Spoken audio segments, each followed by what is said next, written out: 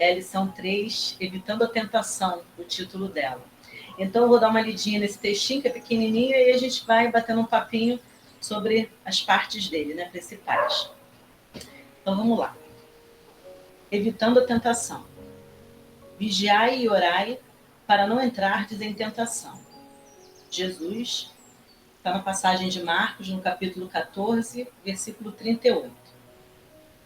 Vigiar não quer dizer apenas guardar. Significa também precaver-se e cuidar. E quem diz cuidar, afirma igualmente trabalhar e defender-se. Orar, a seu turno, não exprime somente adorar e aquietar-se, mas, acima de tudo, comungar com o poder divino, que é crescimento incessante para a luz, e com o divino amor, que é serviço infatigável no bem. Tudo o que repousa em excesso é relegado pela natureza à inutilidade. O tesouro escondido transforma-se em cadeia de usura. A água estagnada cria larvas de insetos patogênicos. Não te admitas na atitude de vigilância e oração, fugindo à luta com que a terra te desafia. Inteligência parada e mãos paradas impõe paralisia ao coração, e da inércia cai na cegueira. Vibra com a vida que escoa, sublime, ao redor de ti, e trabalha infatigavelmente, dilatando as fronteiras do bem, aprendendo e ajudando aos outros em teu próprio favor. Essa é a mais alta fórmula de vigiar e orar para não cairmos em tentação. Bonito, né, essa passagem. Ela por si só já é meio autoexplicativa, né? Mas tem coisas aqui para a gente poder comentar bem interessantes. Assim, em primeiro lugar, eu queria contextualizar aqui, porque todo esse livro, ele pega, né, sempre uma passagem inicial das Escrituras, né, do Evangelho, e é legal a gente também dar uma olhadinha nisso, porque a gente consegue contextualizar o momento em que aquilo está acontecendo, as coisas estão acontecendo, e a gente consegue compreender. Esse livro é uma psicografia do Emmanuel, né? E aí a gente consegue entender também a mensagem, né, que Emmanuel quer destrinchar para a gente. Assim, a passagem é, né, vigiar e orar para não entrar em tentação. Isso foi uma advertência de Jesus, né? Mas aí, contextualizando, em que momento aconteceu isso? Nessa ocasião, Judas já havia, entre aspas, traído, né, Jesus. Ele já estava em vias de ser capturado, né?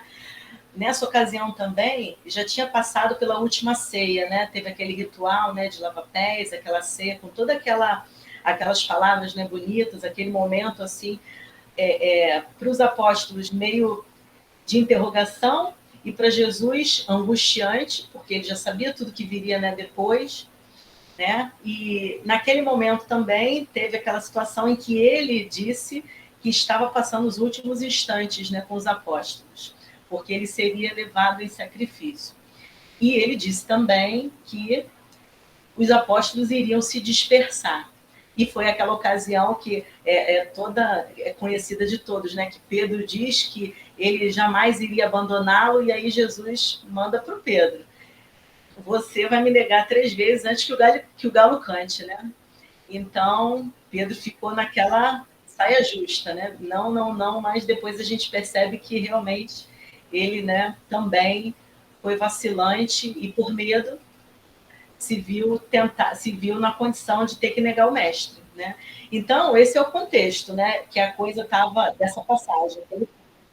E aí, depois dessa situação da ceia, né, eles vão se retirar, os apóstolos todos com Jesus, eles vão se retirar para um lugar chamado Getsemane, né, onde Jesus ele vai destacar, né, Pedro, Tiago e João, para poder se destacar um pouquinho do restante do grupo, para se colocar em oração.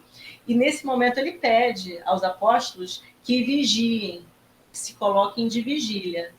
Por quê? Porque Jesus já sabia que ia ser capturado, né? E aí Jesus faz esse pedido, né, aos apóstolos, e ele se afasta um pouquinho para ele se colocar naquele momento de oração entre ele e Deus somente, né? E aí, quando a gente para pensar nessa passagem, chega a ser até assim emocionante quando a gente revê e tenta, você lê e você fica imaginando a cena. É uma passagem bem marcante, onde Jesus ele está naquele momento de angústia, né? Ele está com aquele sentimento, eu não vou dizer insegurança, porque insegurança é coisa nossa, né? De espíritos inferiores. Mas ele estava encarnado. Então, ele sentia, ele tinha aquelas sensações, ele sabia que ele ia ser flagelado, ele sabia que o que viria ali para o corpo de carne que ele estava investido, não ia ser uma coisa fácil, né? Mesmo para ele, um espírito sublime, ele ia sentir aquelas dores, aquele flagelo, pelo menos naquele primeiro momento, né? Então, é aquele momento em que ele pede, né, a Deus, ele fala, né, conversa com Deus e fala com Deus que, se fosse possível, que afastasse dele esse cálice. Se fosse possível, afastasse aquela dificuldade dele, mas que fosse feita a vontade de Deus. Então, assim, essa é uma passagem que deixa a gente, às vezes, meio, até na dúvida, né? Meio, porque você sabe que os evangelhos é muito aquela coisa da interpretação, né? Como teve aquela situação de ter sido traduzido várias e várias vezes, várias partes foram cortadas, outras partes foram implementadas. Então, hoje, a gente é muito da nossa interpretação, de como a gente entende, né, essas passagens. E aí a gente fica naquela coisa, Jesus realmente ele estava aflito, ele estava com medo, ele estava sentindo angústia. Tem até algumas traduções que dizem que ele suava sangue, né? De tanta aflição, de tanto nervoso.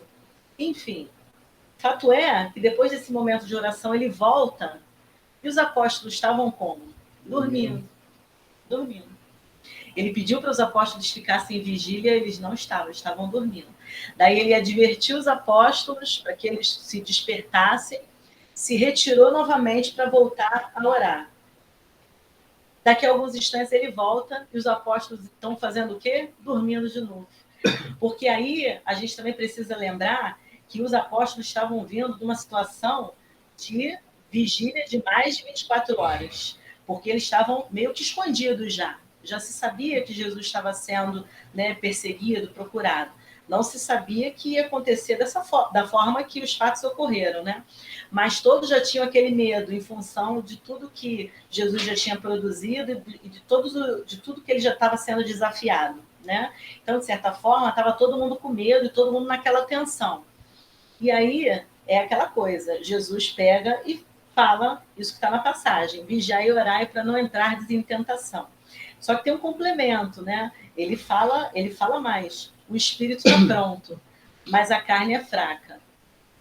E aí, para a gente entrar, né, totalmente dentro do contexto do que Emmanuel quis trazer para a gente, essa é uma parte que também dá a brecha para algumas interpretações. Eu fui dar uma olhadinha, né, do que podia ter de entendimento, né, dessas passagens, e assim, tem dois entendimentos que eu consegui ver bastante, aparecer bastante, em várias correntes assim, cristãs, né, tanto católica quanto evangélica, quanto a nossa, né, espírita.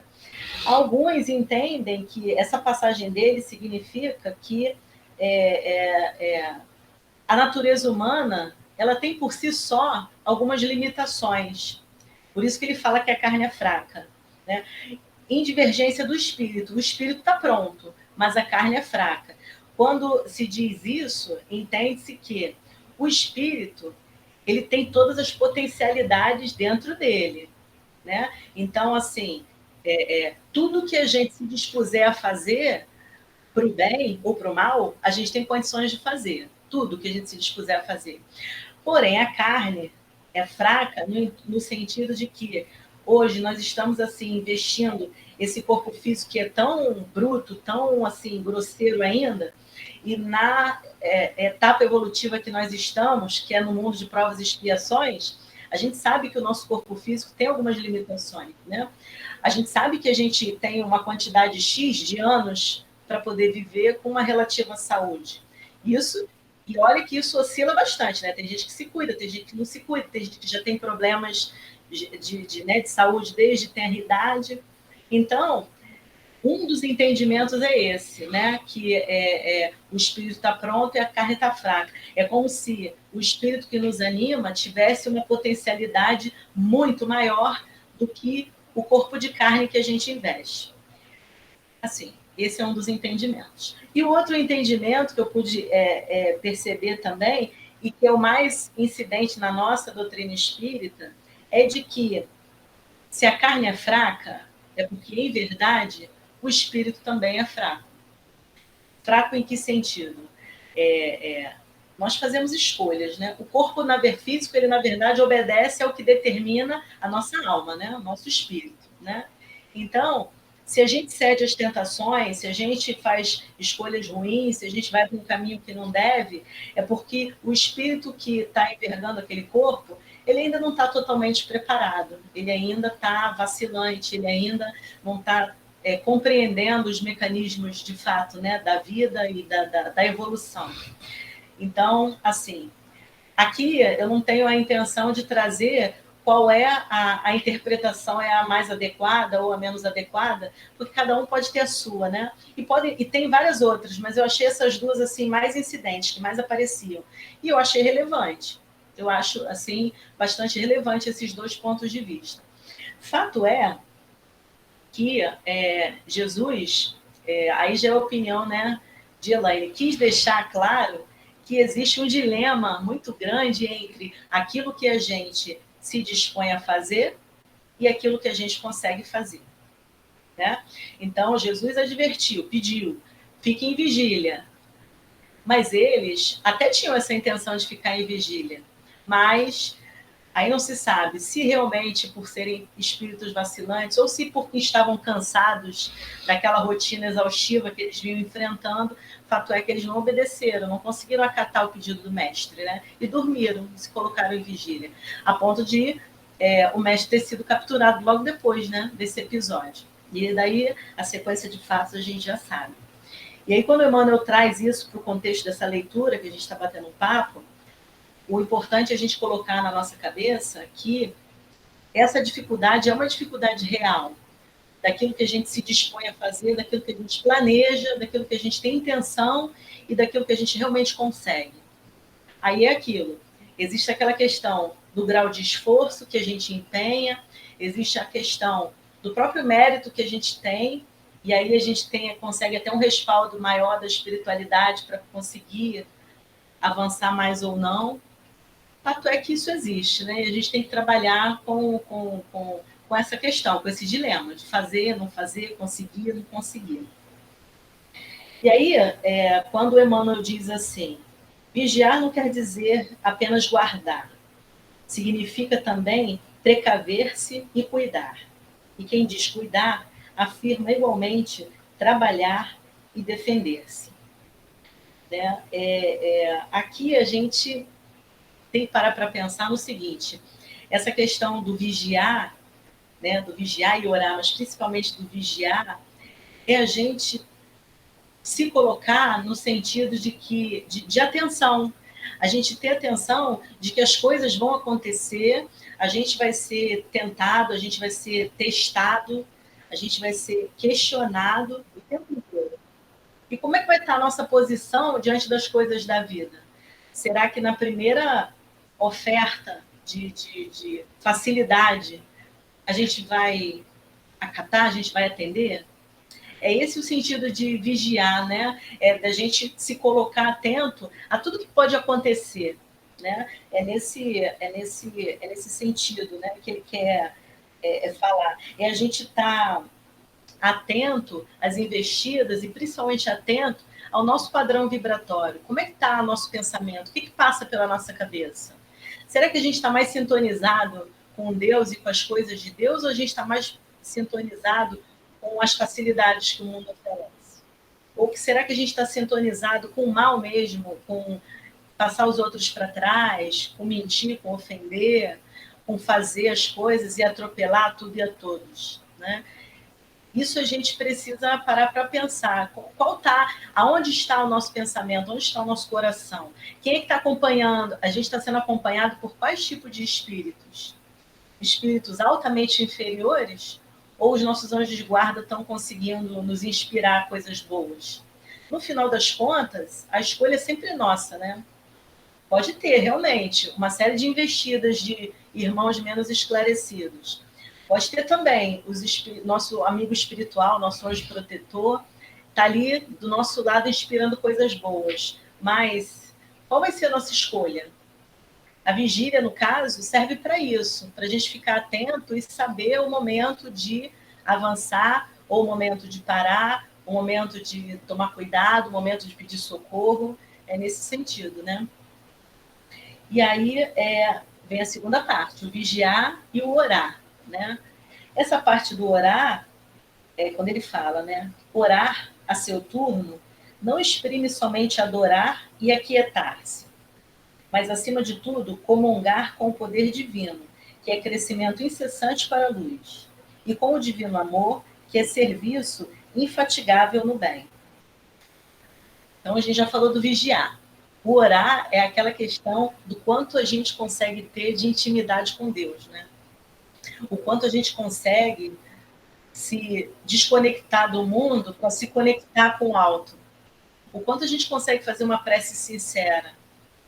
Às vezes, a gente está num momento de calmaria na nossa vida, a gente até tem mais facilidade de fazer nossas preces, de agradecer, mas nos momentos mais difíceis, nas maiores dificuldades, é que às vezes a gente tem mais dificuldade também de se conectar com Deus, de fazer uma oração sincera, de se aquietar nosso coração, pedir socorro, pedir ajuda, pedir amparo. Isso acontece, né? Acontece também da gente só pedir e nunca parar para agradecer, né? Acontece da gente fazer nossas preces de uma forma maquinal, né? Aquela coisa meio robótica, né? As preces prontas, nada contra as preces prontas, porque elas nos ajudam também até a gente se concentrar, mas Jesus, ele pede também que a gente entre no nosso quarto íntimo, né? A gente ter aquele momento de intimidade com Deus, com Jesus, não precisa a gente decorar uma série de palavras bonitas, né? Não precisa. É a gente ter aquele bate-papo, né? Vamos dizer assim, com o alto, com Deus, franco, porque na verdade, quando a gente fala, é mais uma sensação de conexão que vem da gente para com Deus, porque Deus, ele é nosso Pai, nosso Criador, ele sabe exatamente todas as nossas dificuldades. Ele sabe exatamente o que a gente precisa. Aliás, ele sabe muito mais do que nós mesmos, né?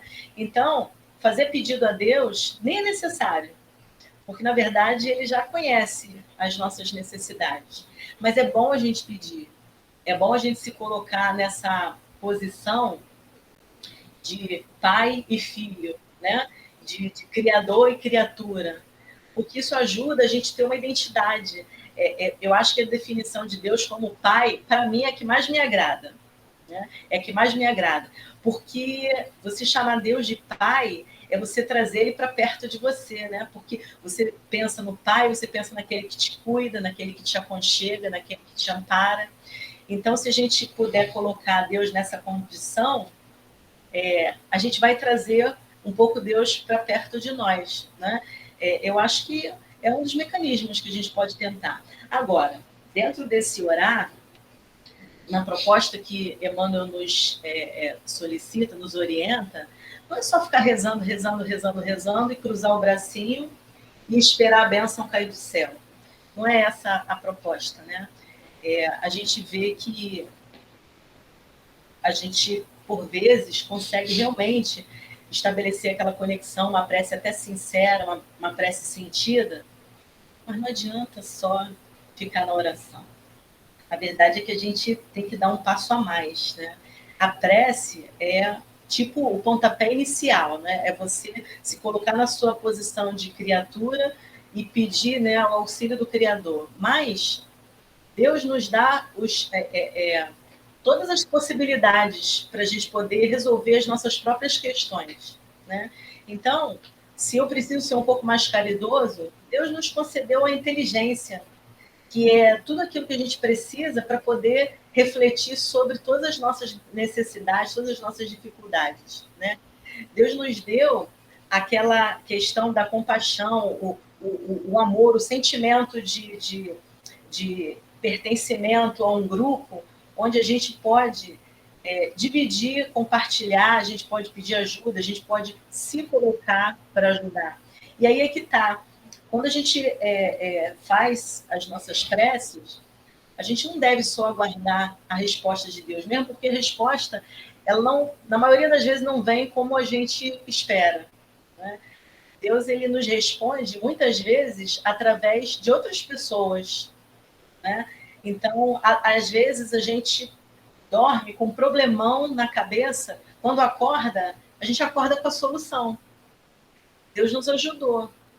Mas se eu não for colocar em prática aquela ideia que me veio na mente quando eu acordei, que foi uma inspiração, né, vinda do alto, de nada vai adiantar ter rezado tanto, ter suplicado tanto, ter agradecido também as oportunidades. Eu acho que é isso o grande ponto que Emmanuel quer trazer para a gente. Vigiar e orar para não cair em tentação. Vigiar é você se cuidar, é você estar sempre atento aos percalços do caminho, né? Orar é você estabelecer aquela conexão com o alto para você até pedir um auxílio, né, uma orientação. Agora, depois disso, é preciso você se colocar disponível para o mundo, para a vida.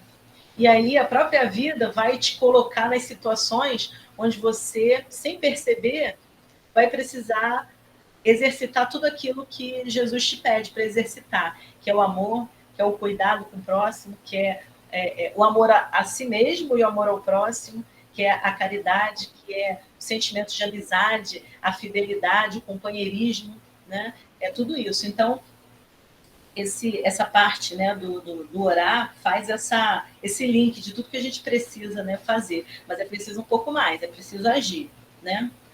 E aí, Emmanuel vem dizendo mais assim: tudo que repousa em excesso é relegado pela natureza à inutilidade. Isso aqui é muito interessante, porque a natureza é uma dos mecanismos que Deus criou que são dos mais fantásticos, porque tudo e todos têm a sua função, têm o seu lugar. Mas eles têm o instinto deles que faz com que eles sobrevivam nos lugares mais difíceis. Tem animais do deserto, tem animais nas geleiras, tem animais marinhos, tem animais terrestres, tem animais que voam, tem animal que se rasteja. Então, todos eles têm ao seu dispor aquela intuição, né, própria, tem ao seu dispor a mobilidade, os mecanismos próprios deles para sobreviver no ambiente em que ele está inserido. Né? Você vê os vegetais.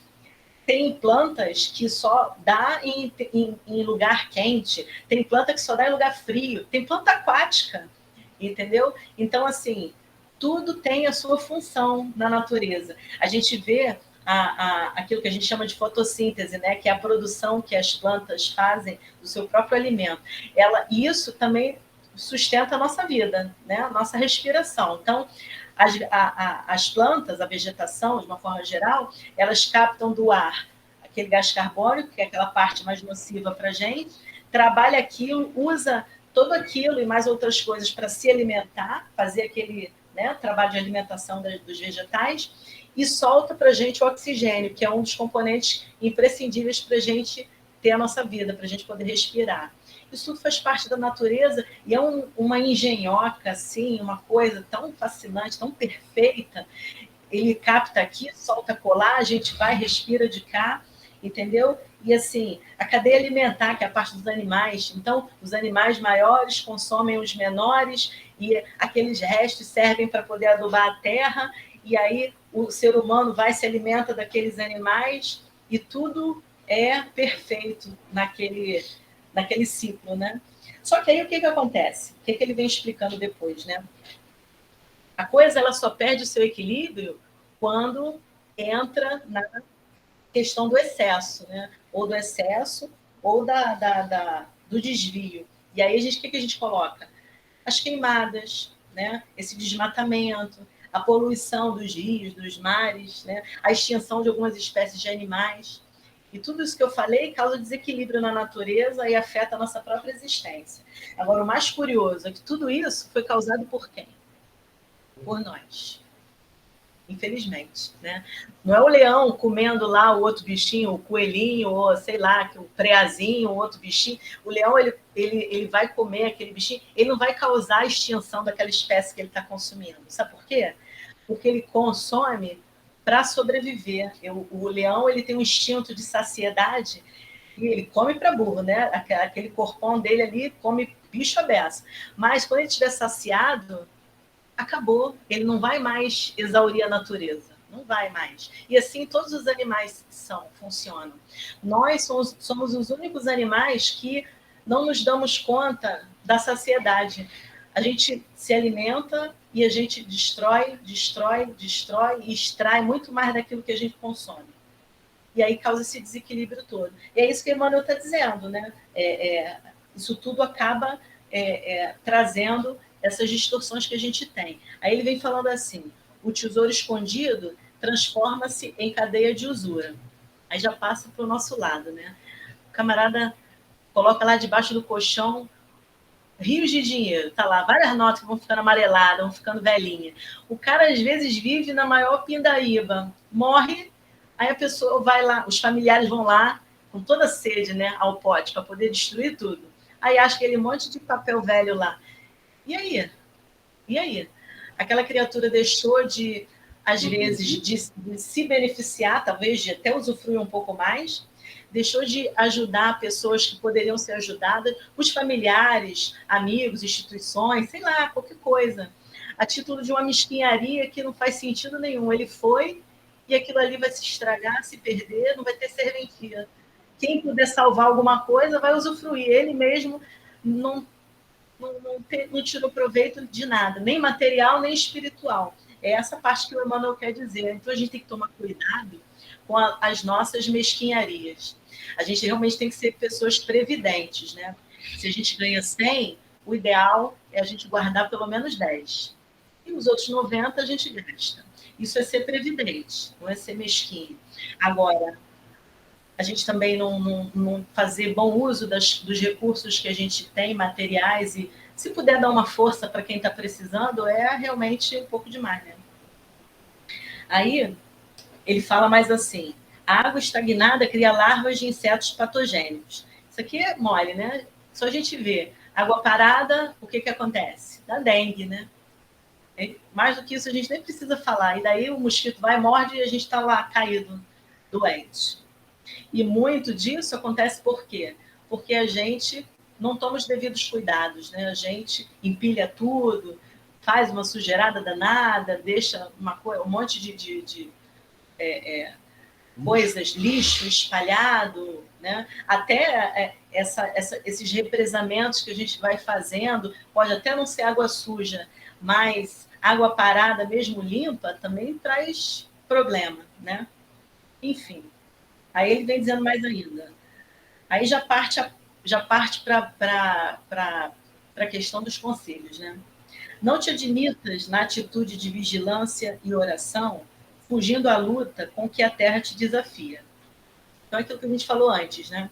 Não adianta nada a gente ficar vigiando e orando e se a gente não se colocar para os desafios da vida. E mesmo que a gente queira se esconder, não adianta, que eles vão bater na nossa porta. É impressionante, né? Quando a gente menos espera, o problema está lá. Se você não quer abrir, ele entra pela janela. Não adianta. Não adianta. Então, a gente tem que tentar encarar de frente tudo que acontece. Fácil, não é. Né? Então, às vezes a gente ri até de nervoso, né, com as situações que vão acontecendo na nossa vida. Mas a gente precisa ter uma coragem, precisa tentar tirar de dentro de nós uma coragem para poder fazer um pouco mais, poder assumir algumas responsabilidades, porque não adianta, vai ser preciso. Uma hora ou outra a gente vai ser cobrado, né, por isso. Aí o Emmanuel ele vem falando mais uma coisinha aqui. Inteligência parada e mãos paradas impõe paralisia ao coração, que da inércia cai na cegueira. É aquela coisa, né? Todos os mecanismos para a gente fazer as boas escolhas, Deus nos concede. Inteligência, os nossos sentidos, né? Tudo. basta a gente aprender a aplicar da maneira correta. Então, é aquilo, não adianta, né? O cara ter lido vários livros, o cara ser diplomado em, sei lá, quantas universidades. Se ele não se dispõe a aplicar aquilo que ele vem aprendendo durante anos e anos e anos de estudo. Então, isso, tanto em relação às questões de sociedade, né? Um médico, um engenheiro, um contador, um professor, né? Não adianta você ter estudado tanto se você não se aplicar naquilo que você fez. E tanto a título profissional quanto a título de auxílio também, né? Quanto às questões espirituais. A gente, por exemplo, né? O nosso meio. O bacana da doutrina espírita, até uma das coisas que mais me chamou a atenção, né? Lá nos primórdios, no princípio, é essa coisa de você poder descobrir, de você poder questionar, de você não ter que ficar só detido no que fala uma pessoa, né?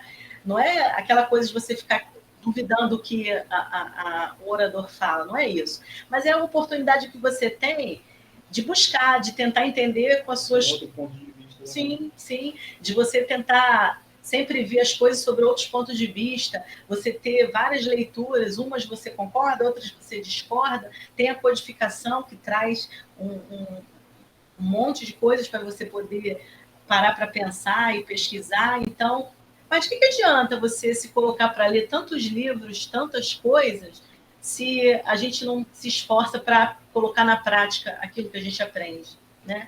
O Evangelho segundo o Espiritismo, ele é um livro assim divino, cara. Ele traz coisas assim que te deixam, às vezes, até com peso na consciência. Caramba, como é que eu não consigo fazer essas coisas, sabe? Às vezes, um ensinamento que você jamais tinha parado para pensar antes. Mas está ali, a oportunidade. Pô, legal. A gente faz os estudos, a gente compreende aquelas leituras, a gente conversa, troca ideia, cada um fala o seu ponto de vista, mas depois disso, é preciso a gente tentar aplicar. É fácil? Não, não é. Nem um pouco fácil. É fácil falar, né? É fácil ler, dar uma estudadinha aqui e tá aqui falando com um papelzinho, com a minha colinha aqui. Isso é fácil. Agora, colocar na prática tudo isso aqui, aí a coisa fica complicada.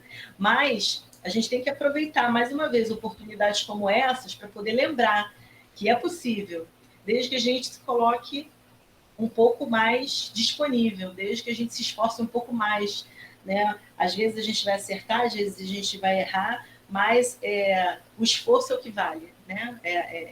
A nossa tentativa, é tentativa e erro, até a gente acertar mais do que errar. E aí, né? Falei da inteligência das mãos paradas. Aí ele vem dizendo mais aqui também. Vibra com a vida que escoa, sublime ao redor de ti, e trabalha infatigavelmente, ditando as fronteiras do bem, aprendendo e ajudando aos outros em teu próprio favor. E aí tem até uma frase que eu confesso que eu não sei qual é o autor, vocês devem saber, que já, em várias palestras, em vários momentos a gente escuta, né? Quando o trabalhador está pronto, o trabalho aparece.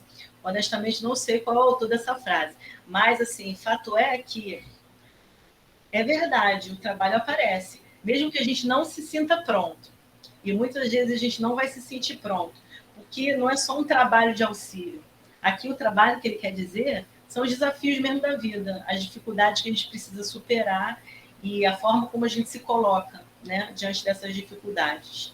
Então, se a gente se colocar realmente, se a gente tentar se preparar, a gente vai estar pronto. Senão, o trabalho, ele, na verdade, ele aparece, né, de qualquer maneira.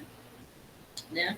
Então, a gente precisa se colocar disponível para isso, mesmo que isso dê bastante trabalho, mesmo que seja bastante difícil e mesmo que seja a custa de muitas lágrimas.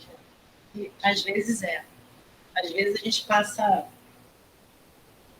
algumas situações que a gente não tem a mínima noção de como a gente vai resolver. E aí a gente entra em desespero. Mas é o momento da gente recuar e voltar para aquela questão da prece, da conexão com Deus e seguir adiante, né? Aí ele finaliza assim: essa é a mais alta fórmula de vigiar e orar para não cairmos em tentação. Que fórmula é essa, né? Trabalhar infatigavelmente, dilatando as fronteiras do bem. Aqui ele propõe, ele diz o seguinte, que se a gente realmente se coloca nessa condição de fazer, né, de experimentar, de tentar agir de alguma maneira, a gente vai dilatando as fronteiras do bem. O que significa isso? A gente vai abrindo caminhos, as coisas vão acontecendo, as dificuldades vão aparecer? Vão. Vai ter gente para poder atrapalhar a tua caminhada? Vai. Vai ter gente querendo te jogar para trás? Vai. Mas, se a gente tiver esse amparo através da prece, né, essa conexão, as dificuldades elas vão ser ultrapassadas. A gente vai conseguir ultrapassar. E se dilatar, né, a fronteira para o bem. As coisas vão acontecendo e a gente vai ultrapassar essas dificuldades. E aí a gente vai perceber que a gente vai conseguir, a gente vai estar conseguindo caminhar, sem nem se dar conta disso. Né?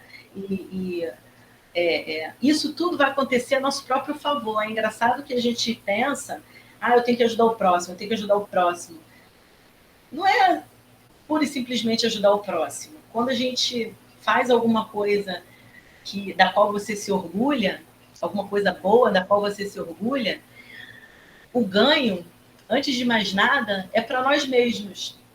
E aí eu não falo de ganho material, é uma satisfação, sabe? Quando você consegue atender um amigo, quando você consegue atender um familiar, quando você vê o sorriso de uma criança, quando você vê o sorriso de um idoso para você, quando você até recebe um agradecimento de alguém, isso é um ganho tão grande, a gente fica com uma satisfação tão grande.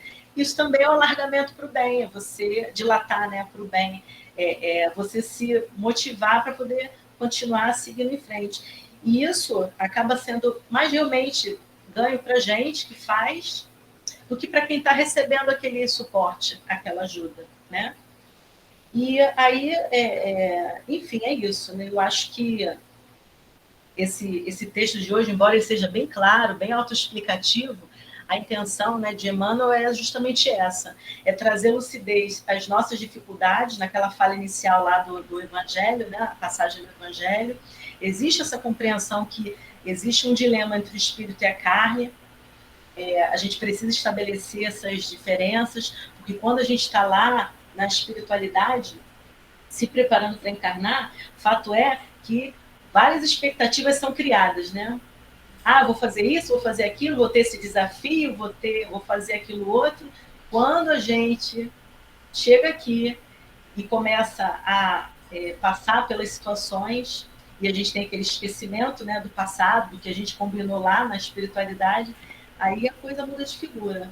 É essa questão da carne ser fraca, né? E aí, respeitando a aceitação de cada um com esses entendimentos, né, dessa passagem, mas é isso. O fato é que nem sempre a gente consegue oferecer, fazer tudo aquilo que a gente gostaria, mas o esforço tem que ser constante. Então, acho que esse é o recadinho, né, de Emmanuel para a gente na noite de hoje. Com relação ao entendimento do Evangelho, cada um de nós estamos numa determinada fase evolutiva e cada um de nós automaticamente vai ter uma opinião própria, vai ter uma ideia de como, do que significa tudo isso. Só que cada uma das nossas ideias vão ser válidas, desde que a gente tenha a intenção realmente de usar para o bem, de colocar na prática do bem. Né? Com relação a Jesus, quando você começou a falar do sofrimento dele, dos momentos de dor, de angústia, essas coisas todas, eu tenho uma visão um pouco diferente com relação a isso, mas isso é opinião minha, não tem nada escrito, eu nunca vi nada escrito. O que acontece? Jesus foi o espírito encarregado praticamente de criar nosso planeta, nosso sistema galáctico. Ele, como administrador, foi. Então, por aí, só nesse sentido, você já vê a grandiosidade que é um espírito desse. Né? E tudo que aconteceu no período que ele esteve aqui eram uma coisas para servir de exemplo para o futuro, para nós hoje, para as próximas gerações. Então, aqueles lances de tentações, de sofrimento, de dor, de angústia, Jesus, no nível espiritual que ele jamais iria suar sangue, por exemplo. O sentido eu acredito que tenha sido um outro, mas para a gente ter uma noção de que Jesus não sofreu da maneira que dizem que sofreu, porque o poder dele era muito mais superior do que a gente possa imaginar. Então essas dores, essas coisas todas, eram fatos que estão na interpretação de cada pessoa. Então não tem assim muito o que falar a esse respeito. Com relação ao nosso estudo de hoje, então evitando a tentação, a palavra evitar em si já quer dizer o que? Fugir, né? Esquivar-se. E a palavra tentação é a disposição, o ânimo para fazer alguma coisa diferente, são as perdições da vida e coisa e tal. E o que acontece?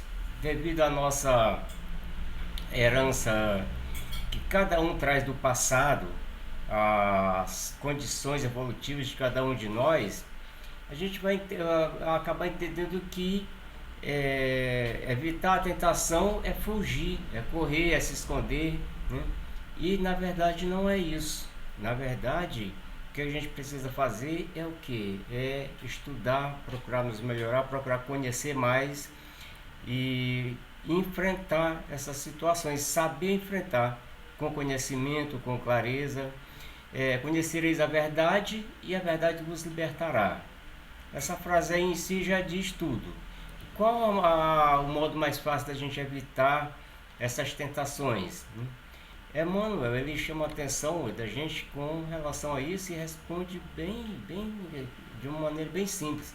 Ele fala que a maneira mais simples é a de cada um estabelecer um tribunal de autocrítica, de autoanálise, em consciência própria, procedendo para com o outro da mesma forma que quer que o outro proceda com a gente mesmo. Isso quer dizer o quê? Que devemos estar constantemente analisando os nossos procedimentos, os nossos atos, analisando a maneira como nós atuamos, que maneira que eu quero viver, que maneira que eu quero que o próximo me trate. Eu vou tratar o próximo de forma geral da maneira que eu quero ser tratado. E o que a gente faz na maioria das vezes? A gente trata bem o próximo? É muito difícil isso acontecer. A gente se revolta com tanta facilidade, reclama com tanta facilidade, xinga com tanta facilidade. E só que quando alguém faz a mesma coisa com a gente dá ali uma patada das boas. Não temos paciência para aturar aquelas pessoas que a gente, de certa forma, considera que são inferiores a nós. E o que é isso? É a falta de conhecimento nosso da vida, a falta de estudo mesmo, a falta de trabalhar na prática.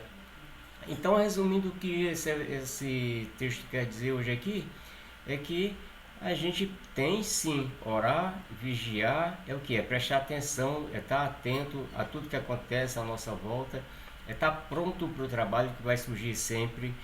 O que é preciso? Exercitar o amor. Qual é a prática? O que a gente precisa para realizar todas essas tarefas? O exercício do amor. Daí a recomendação da vigilância, né? Essa vigilância, porém, não é no sentido da gente se isolar, como a Elaine falou, de se colocar num convento, fugir das tentações, fugir do mal, que as pessoas muitas vezes têm medo de encarar o mal. O ambiente da casa de fulano é pesado, eu não vou lá porque é um ambiente muito pesado. Esse ambiente pesado vai me afetar? Só vai me afetar se eu tiver tendência para aceitar aquilo, para entrar naquela sintonia. Se eu não entrar na sintonia daquele ambiente pesado, ele não vai me afetar. E aí entra a nossa vigilância, aí entra o nosso conhecimento. Não é só orar, rezar e ficar ali de joelho em cima de um bocado de carocinho de feijão para pagar penitência, mas sim ter consciência de que o mal existe, está em todo lugar e que eu posso me defender através do conhecimento e da minha boa vontade de ser fiel, de servir, de amar, né? Então as mais terríveis tentações estão na verdade dentro de cada um de nós, no nosso íntimo individual. E a gente fica sempre voltando pro próximo, achando que tá no próximo, tá no vizinho, tá nos lugares que a gente vai, tá no bar, tá não sei onde. Mas essas tentações fazem parte da nossa vida, são coisas que a gente traz de outras encarnações e a gente ainda não evoluiu bastante para se livrar disso. Por mais que a gente ache que já está num nível mais elevado, mas a gente ainda precisa trabalhar muito essas coisas. Então é coisa que a gente vai precisar fazer no nosso dia a dia. Então, a reencarnar, a gente traz o quê? Essas forças desequilibradas do passado, os enganos que a gente cometeu e que a gente vai ter agora a oportunidade de fazer esse reajuste, mas a gente precisa então cuidar disso, orar, vigiar e trabalhar tudo isso. A gente pode exercitar o bom ânimo, a paciência, a fé, a abnegação, a compreensão, em qualquer momento, em qualquer lugar. A gente acha difícil, mas não é. Onde a gente está, onde a gente vai, os grupos que a gente está participando, sempre vai ter oportunidade de exercitar esse bem que a gente precisa criar dentro de cada um de nós, para que a gente possa realmente crescer.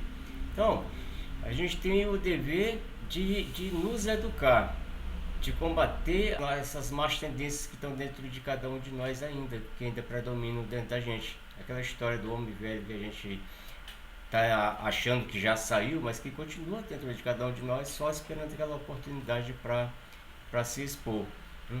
Então, como a Elaine comentou sobre Pedro lá no começo, apesar da advertência da convivência, da proximidade dele com Jesus, o apóstolo Pedro deixou tudo que tinha para poder seguir Jesus, negou justamente no momento de mais aflição de Jesus, de mais necessidade, onde mais precisava da solidariedade dele e da fé, onde ele disse que me seja necessário morrer contigo, de modo algum te negarei. E de repente, cedendo às próprias inferioridades, às próprias fragilidades que tinha dentro dele, imagine Pedro ali do lado de Jesus. Cometeu esse deslize, e imagine nós que nunca tivemos esse contato tão próximo, estamos de certa forma tão longe ainda por causa das nossas vibrações, das nossas evoluções que ainda são tão pequenas. Então, se Pedro negou Jesus por 3 vezes, mesmo estando ali com ele, convivendo com ele, imagine nós, né? Na primeira fraqueza, primeira oportunidade, quantas vezes a gente vai estar caindo. Então, esse fato aí confirma exatamente que não existe ninguém que não esteja sujeito a essas tentações. Elas estão aí em todos os lugares e a gente precisa exatamente desse orar e vigiar para isso. Mas orar e vigiar não fugindo das tentações, mas enfrentando com sabedoria, com consciência. Então, é isso que seria mais ou menos o entendimento do Evangelho de hoje. Realmente, você deixar assim bem claro essa passagem do vigiar e orar, para não cair em tentação, porque essa palavra ela vai ser sempre atual nas nossas vidas, porque como na evolução que nós estamos, no estágio que nós estamos ainda, como nós vamos precisar ler essa palavra, trazer para dentro de nós e exercitar ela, para que ela faça um dia, não vai depender do esforço, como foi falado aí, do esforço, da dedicação, do empenho de cada um de nós, vai levar um tempo, depois vai ser mais rápido, mas que vai fazer parte da nossa vida, porque nós precisamos realmente ter isso aqui como uma bússola, como um apoio, porque como já foi bem claro explicado, como nós ainda caímos em tentações? Quantas vezes? Não sei. Tanto é que Jesus perguntaram a Jesus quantas vezes tinha que perdoar. Ele falou, não 7 vezes, mas 70 vezes, 7 vezes. Ou seja, sabendo ele que nós ia errar e errar muito. Não era só uma vez que a gente vai errar, não é só 7 vezes, é muitas vezes. Então, quantas vezes é necessário esse perdão? Quantas vezes for necessário, não tem uma quantidade. Vai depender de quê? Da condição espiritual de cada um de nós. Enquanto precisarmos, temos que estar dispostos a quê? A dar esse perdão. E quando nessa palavra, nessa passagem fala assim, a água estragada cria lavas. vamos trazer um simbolismo mais ou menos do que nós estamos vivendo. Que também pode ser essa água estragada, simbolicamente falando. Quando nós temos a oportunidade de fazer um trabalho e que nós temos esse trabalho, toda a disposição, temos tudo ao nosso favor e nós não fazemos, porque nós não decidimos, não escolhemos, nós somos o quê? Algo estragada, gente. Nós somos, digamos assim, um material impuro, um material inútil. Que a partir do momento que nós podemos agir, que nós podemos nos doar, que nós podemos trabalhar e nós não fazemos, porque não temos boa vontade, não temos determinação, nós somos essa água estragada que está falando nosso irmão Emmanuel aqui.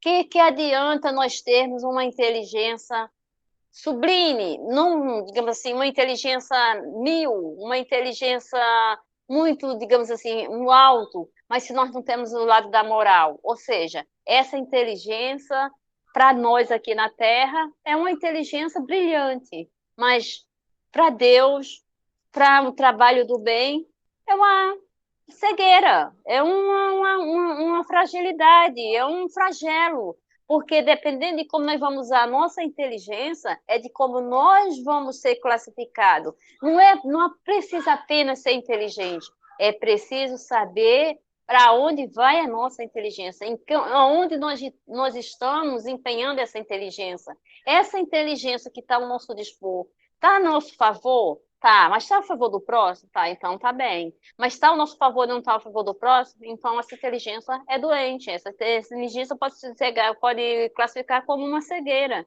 como uma paralisia, como ele fala aqui. Então, o que nós temos, assim, um resumo aí de tudo que já foi falado, nós temos que estar atento. É que Deus conta com cada um de nós. E quando nós temos essa possibilidade de ajudar e não ajudamos, e não entendemos, não contribuímos, porque para nós estarmos aqui, nós tivemos uma contribuição muito grande do plano espiritual, porque a nossa maior riqueza é essa oportunidade da reencarnação. E nós estamos tendo essa oportunidade, já tivemos outras, vamos ter outras também, que nós sabemos que nós ainda estamos num caminho muito, digamos assim, longe de alcançar a condição do espírito puro e não precisar mais reencarnar.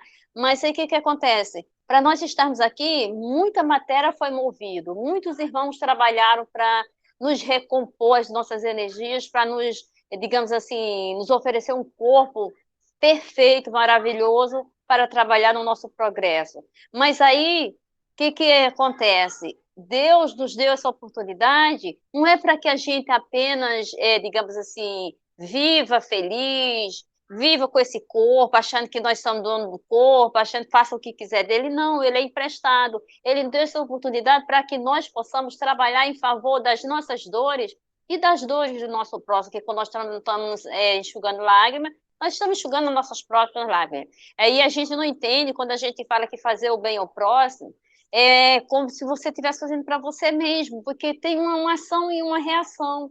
Então, nós temos que entender que sempre que eu tiver uma oportunidade, que nós não sejamos essa água parada, aonde dá larvas, que nós não sejamos esse coração inércio, aonde dá cegueira, aonde nós vamos ser inútil para a criação do Criador. Porque Deus ele está nos dando uma oportunidade para que nós venhamos daqui para frente errar menos e acertar mais. Mas aí, dependendo de que nós estamos escolhendo, o que nós estamos fazendo, o que nós estamos entendendo, nós vamos fazer escolhas que, de repente, não vai ser tão feliz assim. E isso vai doer muito. Moralmente, nós vamos sofrer muito por uma escolha só. Imagina várias escolhas numa só reencarnação. O que acontece? Nós estamos aqui digamos assim, com muitos problemas para resolver, que já trazendo de outras encarnações, mas no momento que nós estamos resolvendo uns problemas que já trazemos, se nós não tivermos cuidado, nós estamos fazendo o quê? Acumulando mais nessa próxima para as futuras encarnações. E a gente acha que está abafando, porque está trabalhando muito, porque já, digamos assim, não sabemos o que nós temos ainda para vir nas próximas reencarnações, já achamos que estamos trabalhando muito, sendo que nós também, nessa própria, já estamos arrumando mais complicação para as futuras.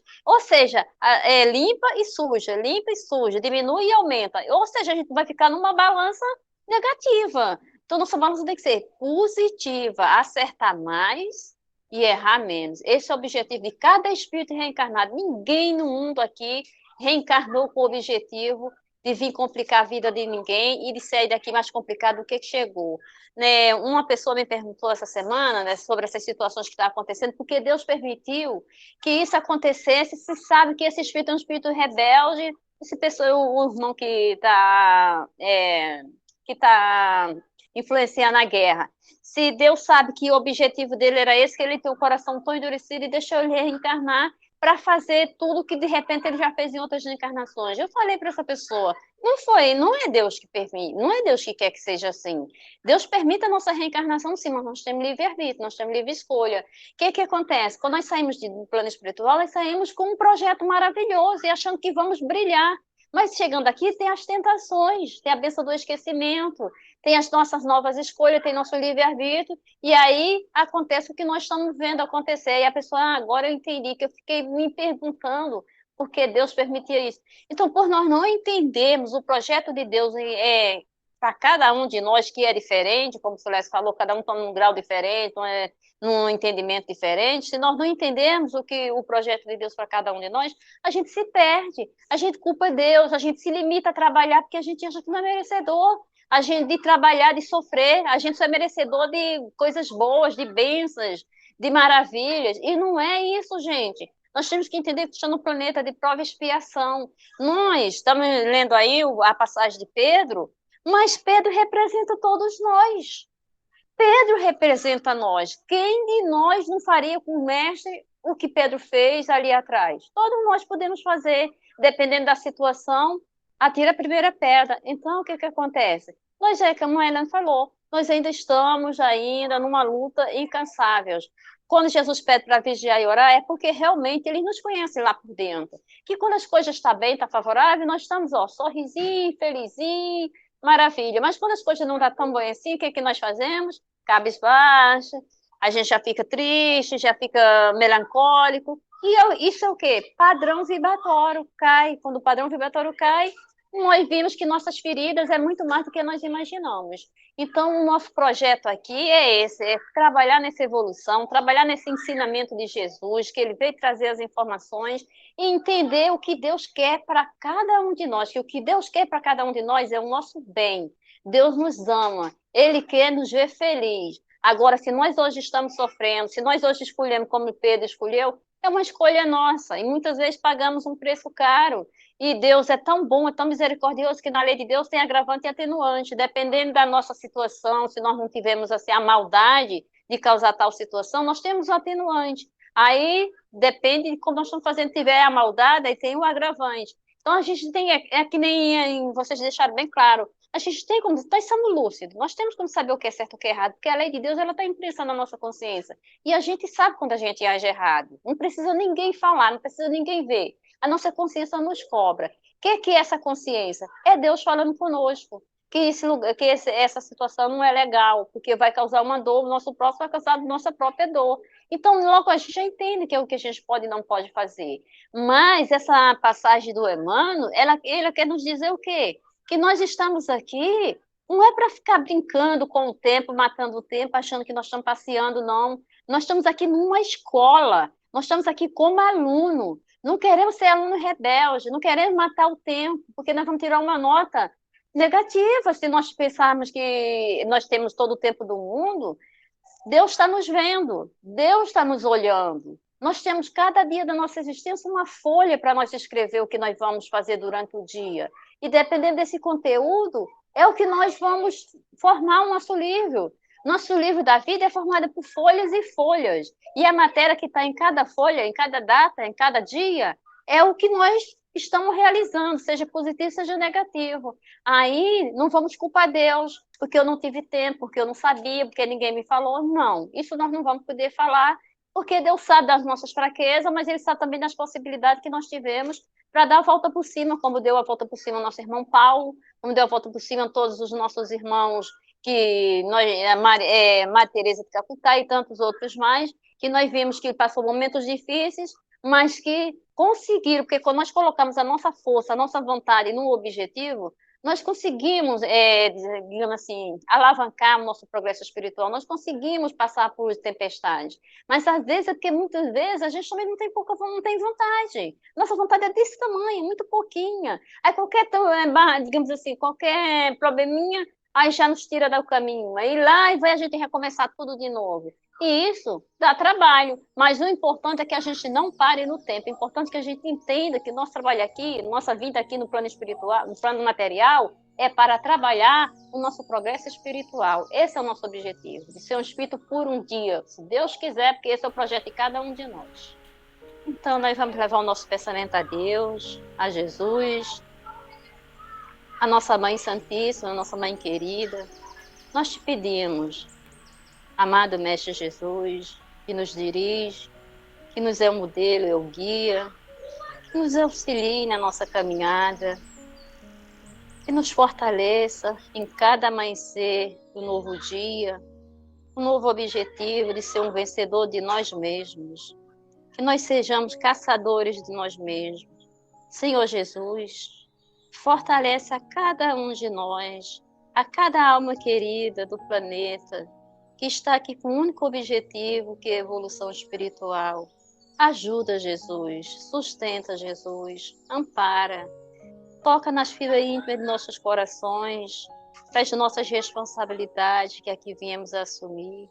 E ajuda, amado Mestre Jesus, com a permissão de Deus, nosso Pai Senhor, que nós possamos sair daqui nessa encarnação com mais entendimento da lei de nosso Pai Maior, compreendemos o que viemos fazer, para onde vamos, e compreendendo sobretudo, Senhor Jesus, que Deus, nosso Pai Senhor, está conosco, estará conosco todo o tempo, e nós nunca ficamos sozinhos, nunca vamos estar sozinhos, porque temos uma misericórdia divina que está nos auxiliando na nossa caminhada.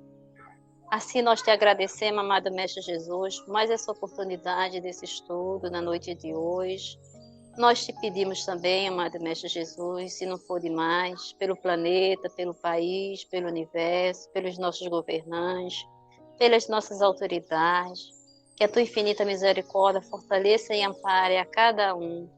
Te pedimos que tenhamos um resto de semana de paz e harmonia, seja em casa, na rua, no trabalho, que as nossas luzes brilhem e que tua infinita misericórdia nos sustente hoje e sempre. Que assim seja, graças a Deus.